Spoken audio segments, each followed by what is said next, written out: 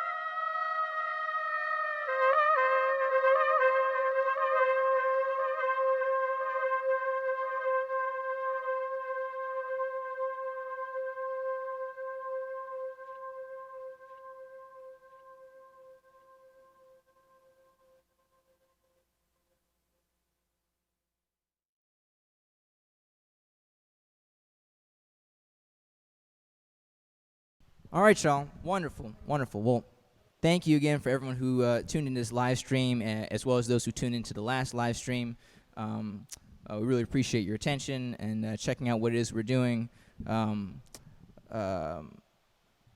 Big thanks to Kevin LaMarr Jones, Monte Meoleaeke A Jones, and 1708 Gallery and CultureWorks Richmond. Yeah, I'm very excited to have finally done this performance. A lot of it's gone into capturing and editing and working on new things, and yes, it's been a really awesome adventure that, of course, is going to continue. And now we have time for some talkback. So if you guys have questions you want to ask, then feel free to ask those in the comments, and we will field those questions. So go ahead. We'll be here to. Kevin will let me know what y'all are saying.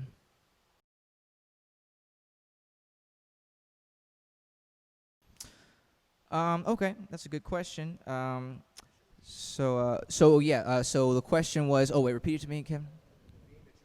Being that you're very young, tell us about your musical background and how I chose my style. Okay, well, thank you for your question. So my musical style is really just a mix of all my experiences. I'm not necessarily trying to emulate or fit into a certain kind of tradition.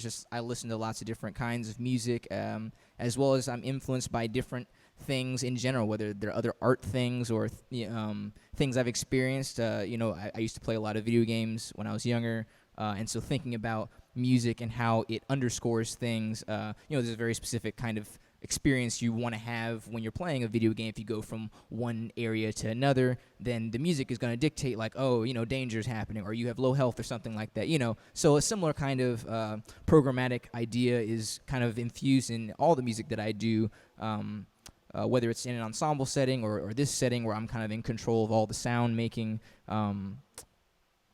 It's really just about having ammunition, so to speak, experiences to draw upon when I enter different situations, to really be present in the moment and respond to what's happening and respond to what I'm feeling, right? I'm not like trying to do something preconceived.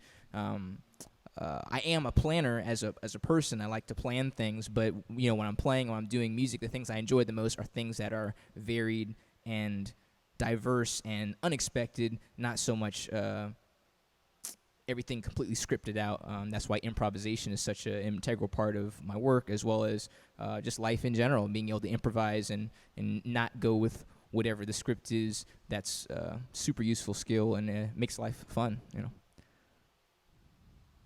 Other questions?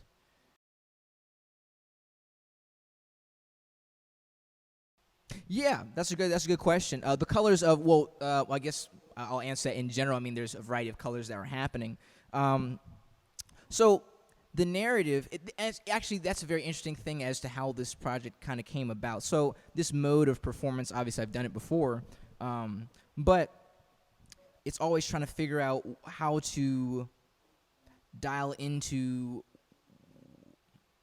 the moment the most. And so I'm trying to figure out a way to enjoy a different experience just because we're at a different time. Like, if we did that performance again, then it would be totally different, of course. And so all of the colors, I'm trying to figure out, like, what does this feel like? What energy does this color have? And try to figure out, what does that mean in relation to the sound? Or maybe what does it mean in relation to what's coming up? I mean, there's a lot of things that are happening, because as you're improvising, you're in the moment, of course. But while I'm improvising in the moment, I'm not necessarily, I'm not just completely, like, brain dead. Like, I'm not just like dump my brain to the side and just feel everything. I am feeling everything, but I'm also thinking at the same time. But I'm not letting the thinking mind be necessarily at the forefront of making the decisions.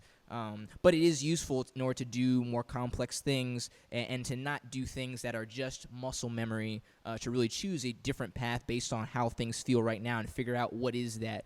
And so the way I color corrected and edited the videos, as well as the way I'm using the lighting as I'm changing that, it depends on what they're doing movement-wise, what is happening musically, what the energy feels like. Really, it's just about the energy and like where that is going. And so I am mostly concerned about fitting to what's happening right now.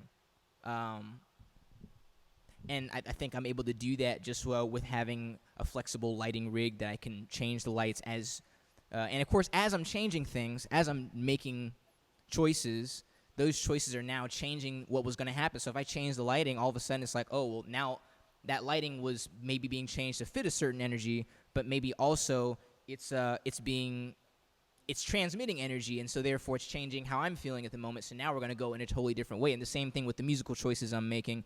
I might make a statement right here, but just because I make that statement doesn't mean that I'm going to continue that line of thought. That might be the beginning of another sentence. You know what I'm saying? So if I say, I'm going to go to the store, that's maybe a full sentence unto itself. It might be the first part of a compound sentence. And then I'm going to go home. And then I'm going to get flour. Like, who knows what's going to happen after you make that first statement, but as you're constructing that statement, it is now opening up new possibilities of other statements that could be made that you might want to make that are more cogent than what you were about to say. Even if you weren't about to say something else, maybe that was the end of the sentence, and now you're thinking about the story, and now you're thinking about a whole new set of ideas.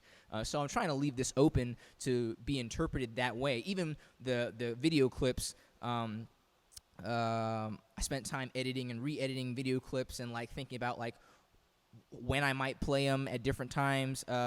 That's all part of the pacing. Like, that wasn't planned necessarily. I mean, I had these different visual stimuli to use, but I wasn't like, oh, I'm going to start with this clip because that's the starting clip. Like, there was no starting clip. It was just like, we'll start with something different, and like, depending on how it feels at the moment, that's what we're going to go with, and that's going to influence that next chapter, so to speak, of the story we're creating. So instead of like telling a story, my goal is really to suggest a story, and you can come up with your own elements of what that means to you, rather than me tell you, this is what you're seeing. It's like, well, I want to create a very strong suggestion, but I don't want to necessarily tell you this is what this is, because the next time it could be something else, depending on how you feel or what may have happened to you, or, you know. So I'm trying to be open to all those possibilities. Other questions? Other questions?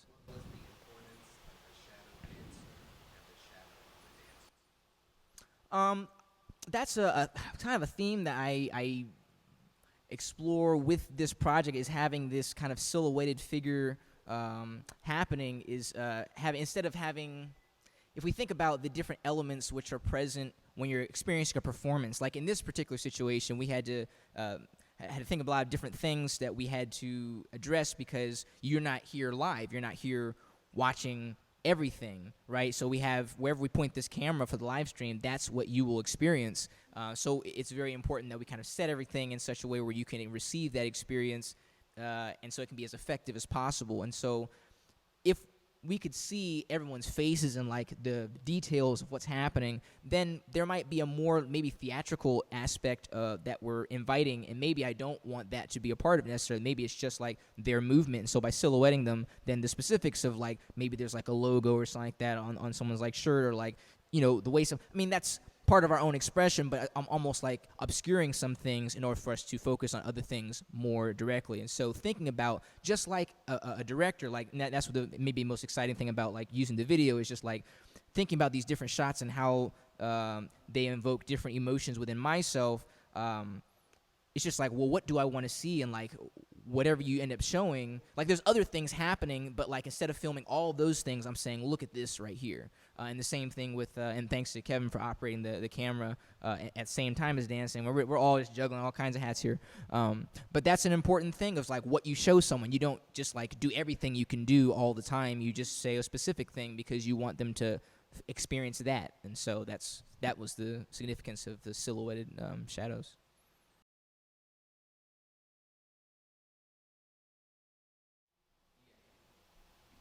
Hello, everybody. My connection to the music, on one level, I was enjoying the music. I think Victor is a great musician and artist, so it was very nice to be live and have the music developing live as we danced. It's an environment that I really like. So I took whatever emotions the music was evoking for me and tried to communicate those through the movement.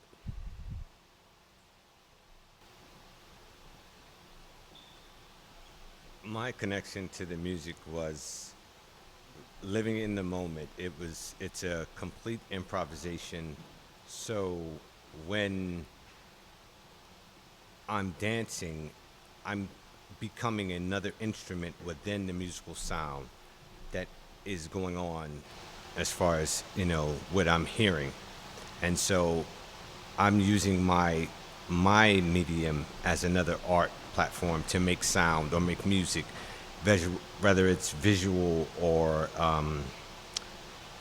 you can hear it. Well, if there's no other questions, then I just want to thank you guys for tuning in and checking us out. And hope you all have a wonderful day. And you can check out more of what it is I do by going to my website, victorhaskins.com. And with that said, thank you all. See you.